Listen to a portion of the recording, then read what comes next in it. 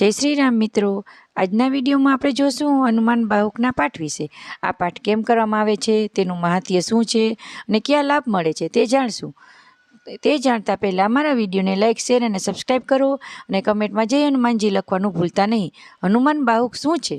હનુમાન બાહુક એ ગોસ્વામી તુલસીદાસજી દ્વારા રચાયેલ સુંદર સ્તોત્ર છે। તેમાં શ્રી હનુમાનજીની બાહુબળ અને કૃત્ય શક્તિનું ગાન કરવામાં આવ્યું છે। લોકો શરીરના દુઃખ, સાંધાની પીડા અથવા કોઈ પણ પ્રકારની શારીરિક કષ્ટ હોય તો હનુમાન બાહુકનો પાઠ કરે છે। હનુમાન બાહુક પાઠ કરવાની વિધિ શું છે? શુક્લ પક્ષના મંગળવાર અથવા શનિવારે આ પાઠ શરૂ કરવો શ્રેષ્ઠ માનવામાં આવે છે। હનુમાનજીના ચિત્ર કે મૂર્તિ સમક્ષ દીવો કરવો, ચંદન ફૂલ અર્પણ કરી શાંતિથી બેઠા રહી પાઠ કરવો। આ પાઠ એક ધારો 40 દિવસ સુધી કરવામાં આવે તો તે ખૂબ લાભદાયી છે।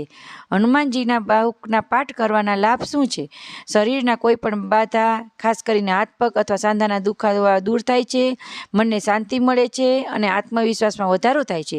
ઘરમાં અને જીવનમાં બાધાઓ દૂર થાય છે, નેગેટિવિટી દૂર થાય છે, હનુમાનજીની કૃપા સતત મળતી રહે છે।